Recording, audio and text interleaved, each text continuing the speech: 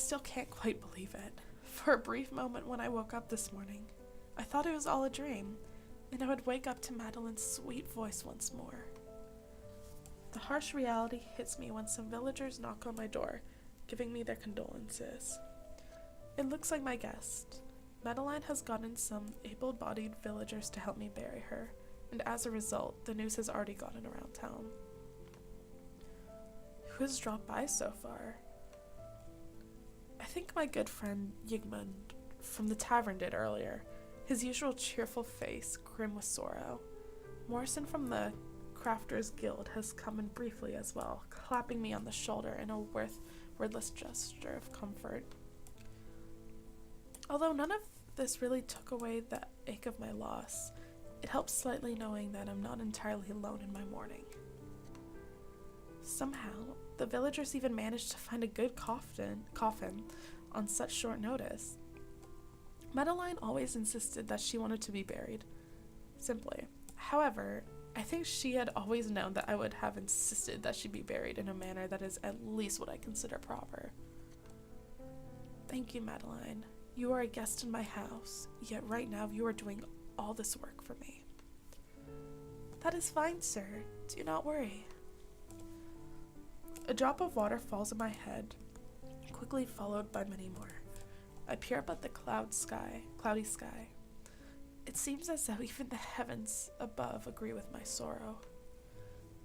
A sudden wave of anger towards the heavens for taking my wife away from me rushes through me, but I push that aside for the time being.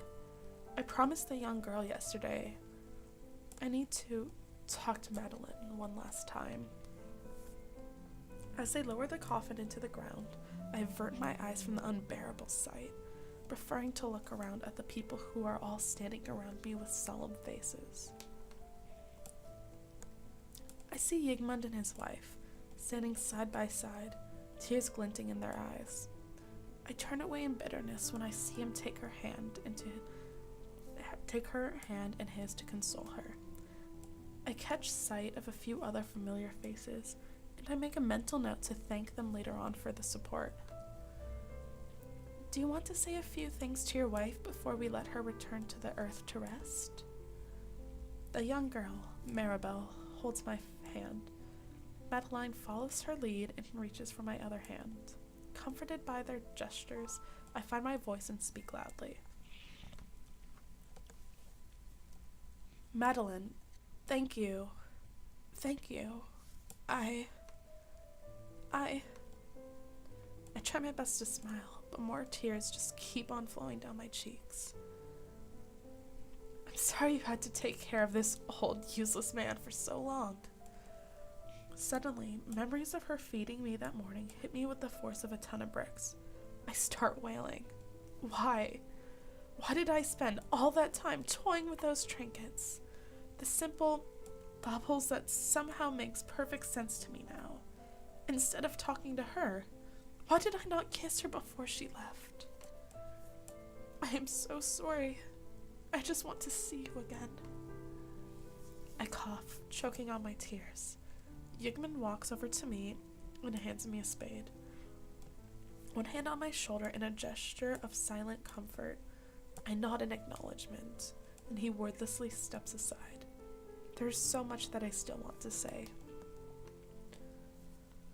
All the years that we have been married, all the moments we've spent together. I have decades worth of unsaid things that I want to tell you. How could you leave me behind like this? Would you be there to greet me when my time is up? Can you even hear what I'm saying at all? Madeline encourages me to go forward. I think it's time. Your wife is waiting. She always is. I slowly dig the spade into the mud and toss the last bit of dirt to cover her coffin. When I'm done, I take a deep breath and stare at the freshly dug area where the coffin lies underneath. Thank you for all your help. I turn around, saying gruffly, but to my surprise, the only people around me are Madeline and Maribel. They said that they had other things to do. They will meet you later. I see. I cough again, clearing my throat. My head is much clearer now. I can think of recent events more clearly now, even though some bits still stay murky to me. This reminds me of my father, who had an exceptionally clear head on the last few days of his life and had settled his affairs nicely and quickly. The entire time, he also kept looking out the door of our house as though he was waiting for someone. Let us go back now. Thank you, Mirabelle and Madeline. I say that unthinkingly and freeze. I look back at them and try to smile casually. I apologize for the slip of the tongue. Let us go back. Let this old man make you some tea as thanks for all your help. The two of them simply smile in response and take my hands in theirs on each side as we begin the walk back home. How much longer are the two of you staying? I asked them as I set down 2 cups of tea and small plates of buttered sugar bread in front of them. We will leave soon. I'm sorry, is our presence bothering you? I shake my head and smile. There is no way that an old man like me, who has no company left, will ever dislike having guests. Now that Madeline is gone, the house that was already lonely without Mirabelle feels even more silent. I was just thinking that maybe, just maybe, I do not have enough time left to keep being a good host to you. Want to hear a story? I've never even told Madeline this. Mirabelle nods, her eyes burning with curiosity. Madeline tries but fails to hide her expression of shock, but as she also nods. My father was, the tea plantation here is ours. He was a good man. He didn't let money get to his head and helped everybody he could. He fell ill one day and the physician came. Was he terminally ill? I nodded. They said it was something that could not be stopped and that he was just going to waste away and die, quite painfully at that. Madeline sighs, placing her hands on mine as comfort. I smile at her, silently thanking her for her kindness and respect. However, my father was quite the eccentric man. When the doctors gave the diagnosis, while my mother and I were shocked and subdued by grief, he merely asked how much time he had left, and then he went about his daily business like it was nothing. Madeline sighs and mutters something under her breath. Yeah, sounds like him. Yes? Oh, nothing. Please continue. He even insisted that we go about our daily business, even as his health and mental condition got worse towards the end. However, in the last few days of his life, he was exceptionally clear in the head. You would never have believed that he was a man of his last leg of life, especially in his earlier condition. It was a miracle that he was able to sort out all the complicated procedures to divide an entire estate for my wife and I, as well as donating the rest of his assets to charity. He even specifically lectured me on how to take care of my wife. I smile in nostalgia, sniffling a little as my nose turns sour. All these old memories are great and beautiful, even though at the time they felt devastating and painful, to the point where I did not ever want to relive those moments. He sounds like an amazing person. Oh, he is. I reach out to take a slice of buttered sugar bread as well, eating it slowly as I sip my tea. It feels good to be able to tell a story to someone who will listen, even if it is just 2 strangers that I know close to nothing about. I don't know how to explain this, but my mind has been getting worse lately. But right now, I can talk to the both of you without any problems. I can recall things that happened yesterday, even though I haven't been able to do so for a long time now. I may be thinking too much, but I think this old man has about lived out his life. Madeline shakes her head, a strange expression on her face. Then, are you scared of meeting your wife and daughter in heaven? Never. In fact, if anything, I would welcome meeting them. But what if you still have a few years left to live?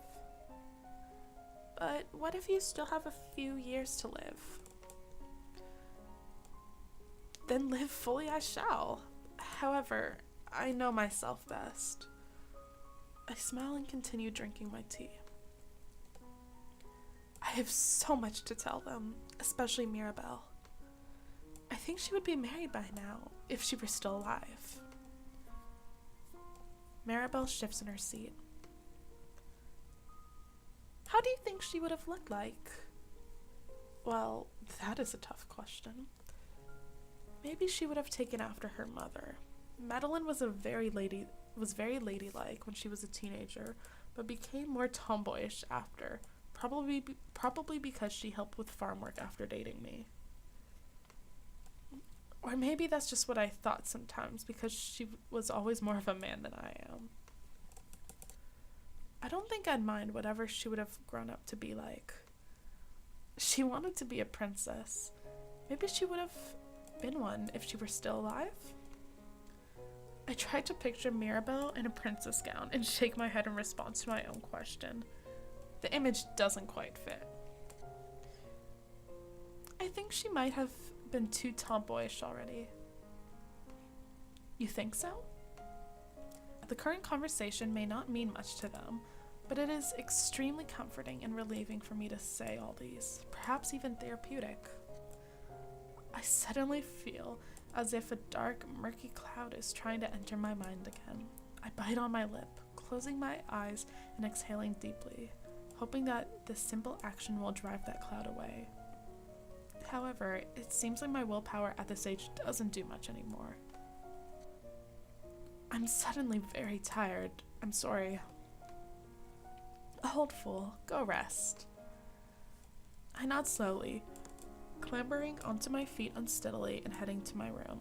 Madeline walks beside me until I reach my bed, holding my arms to support me.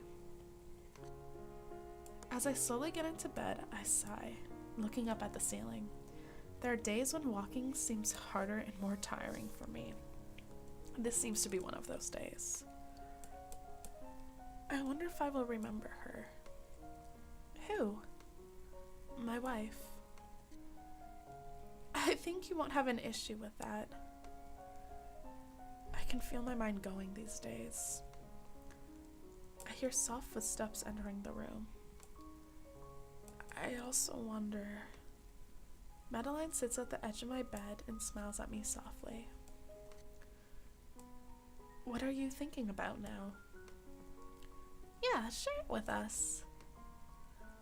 The young girl, still in her odd costume, climbs into my bed. I can't help but smile and pat her head. I said that I had a daughter, right? I can't think well again. Please, at least let me say everything that I want to say before I forget it all. Madeline squeezes my hand encouragingly, encouraging me to continue. I wonder if my daughter will be happy to see me. I swallow hard, trying to get a grip on myself. It seems that I'm getting more and more emotional these days. I'm sorry that I did not have a chance to do all the things that I promised her. Mirabelle looks up at me and beams cheerfully. I'm sure she'll be happy to see you. I smile, patting her head. I don't know about that, but thank you. I turn to my other guest, Madeline, and give her a grateful smile. Thank you. I close my eyes, sighing happily. I have gotten what I want to say off my chest. It is okay, darkness of my mind. You can come take me now. The strange feeling of something moist on my bed wakes me. In my half-asleep state, I don't understand what has happened until I'm hit by the repugnant stench emanating from the mattress as I sit up, I've soiled myself again. This is embarrassing. This will be especially embarrassing if my guests find out. I have to clean myself up before they wake up. I almost call for Madeline's help when I remember that she won't be here to clean up after me anymore. I shake away the pang of misery. I need to focus. The guests will be getting up any time soon now. Quietly getting out of bed, I head to the wardrobe and retrieve a fresh pair of pants and some towels. First, I need to wash myself up. I nudge the door open lightly, praying that it doesn't creak. Pausing in front of the door to make sure the coast is clear, I carefully make my way out of my room. Sorry, did I wake you? Oh no. I stop dead in my tracks, almost jumping out of my skin when I hear Madeline's cheerful voice behind me. I slowly turn around to give her what I hope is a normal smile. No, don't worry. I woke up by myself. Couldn't sleep? Do you want me to make some tea for you? Maybe that will help you go back to sleep. I shake my head frantically, for once turning down tea in hopes of ending this conversation as soon as possible before she notices my situation. She gives me a strange look, probably because of the urgent expression on my face, and her eyes land on the towels in my hand. Are you going to take a bath? Isn't it rather late in the night for that? The young maiden smiles innocently. I fumble in my head for a plausible excuse, but come up with nothing. Bowing my head in shame, I barely manage a whisper. I soiled myself. I keep my eyes on the ground, too ashamed to look at her reaction. Oh, I see. Well, don't worry, that is quite okay. Do you need help cleaning up? I know someone who kept doing that too, so I know what to do. She must be saying that out of her kindness. Oh, bless her heart. It is most embarrassing being a man of my age. No, I would say that it is exactly because you are a man of great age that you should not be embarrassed about this. I thank her kind attempt at making me feel better with a smile before motioning at the bathroom. I'm sorry for the stench. I will go and wash my clothes after taking a bath. Madeline laughs, her clear, beautiful laughter seeming oddly familiar. Don't fret about this. If you want, I can wash your clothes for you. Just change out of them and give them to me. I frown. It is, in a literal manner of speaking, it is a messy affair. It seems inappropriate to ask my guests to handle this for me. No, it's okay. I can take care of this myself. Madeline urges me with a gentle smile.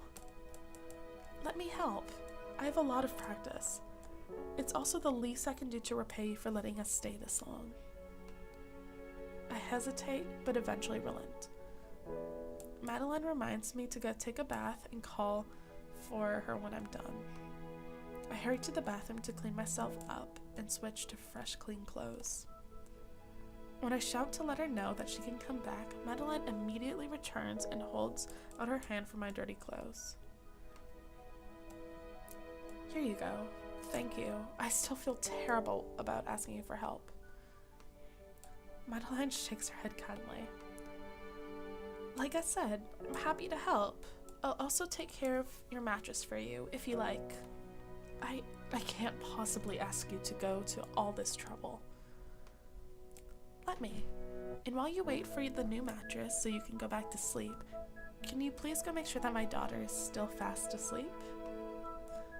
Of course. I am sorry again. Madeline. Of course. I will remember it.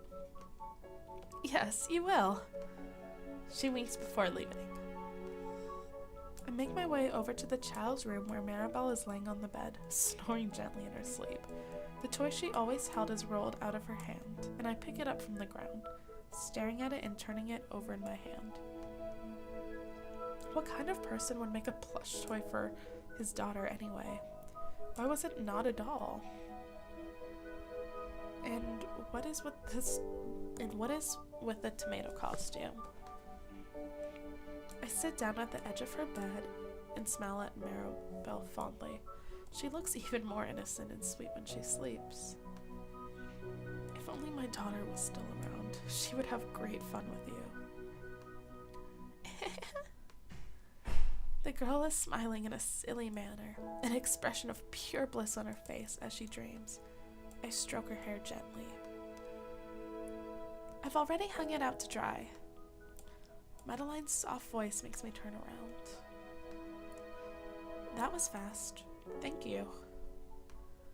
My pleasure to help. She notices my hand on her daughter's head and gives me a gentle smile.